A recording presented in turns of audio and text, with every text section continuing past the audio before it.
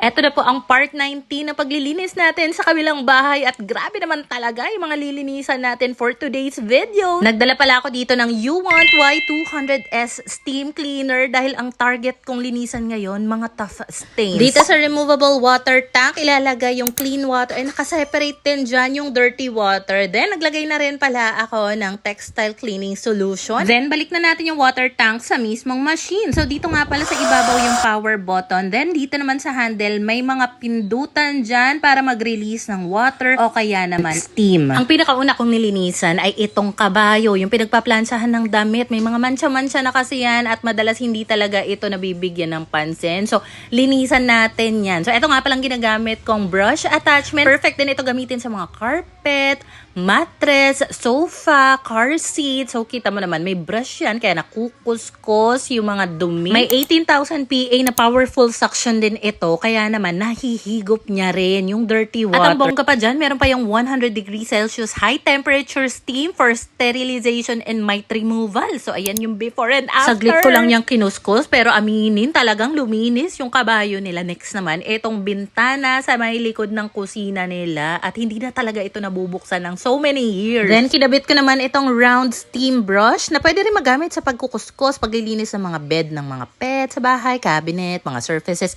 So, meron yung steam na nire-release and sobrang satisfying talaga ng effect habang nililinis ko nga ito. Meron itong 50 ml per minute na strong steam flow. Kaya naman nakita nyo, ang lakas ng steam niya. Tapos kita mo naman tong bintana na to. Talaga namang niluma ng panahon. Napakadaming dumi na nakadikit. Sobrang satisfying din ang paglilinis ko dito dahil itong mga nakadikit na mga manti-mantika dito sa bintanang ito, yung mga grasa, natanggal talaga. Hindi ko lang mabuksan yung kabilang bintana gawa ng sira yung handle, may kalawang pa. So, ayan yung before and after. Ibang-iba talaga yung linis after magamitan nito. U-Want Y200S Steam Cleaner. Dumako naman tayo sa exciting part dahil ito talaga yung medyo iniiwasan kong linisin dahil kita mo naman ang gigitata siya. So, inalis ko na nga muna yung kalat sa ilalim.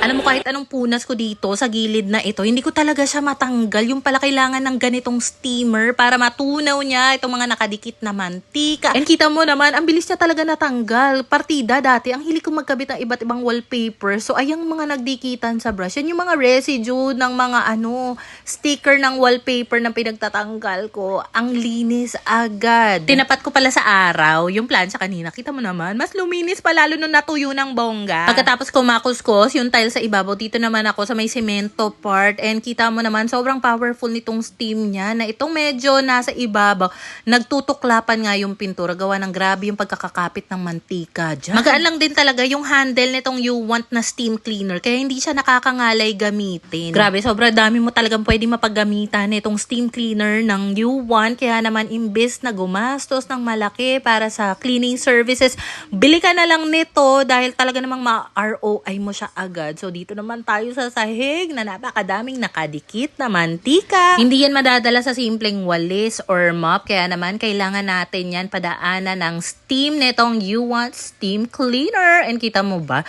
Talaga natutunaw niya nga yung sebo-sebo dito. Grabe talaga. Sobrang satisfying niya for me. But at the same time, sana hindi na umabot sa ganito, diba? Kaya nga, importante na meron tayong ganitong U-Want Steam Cleaner para naman malinis natin yung iba't ibang parte ng bahay. So, eto yung itsura niya before tayo magsimula maglinis and eto na siya after. O, diba? Natanggal talaga natin yung panggigitata na pinoproblema ko nga dito sa kusina nila. At eto yung dirty water tank. Kita mo naman kung gaano kadumi ng tubig na natapon natin. Siyempre, i-flex ko kung ano yung tumulong sa akin today maglinis. Eto nga pala yung mga attachments niya. Removable nga pala itong brush. So, pwede mo siya mapalitan itong attachment na ito na perfect sa paglilinis ng mga bintana. Eto naman yung crevice steam nozzle attachment na perfect ang gamitin sa paglilinis ng stovetops, range hood, sa mga gaps. Removable yung upper nozzle niyan at pwede mo nga ikabit yung last attachment na round steam brush. Hindi ka rin mahihirapan kung paano ba siya gagamitin dahil may mga manual na rin namang kasama at etong textile cleaning solution. Excited pa ako sa mga pwede kong linisan gamit itong U-Want Y200S Steam Cleaner. Alam kong bet mo rin to kaya i-check out mo na yung link nasa yellow basket or comment section.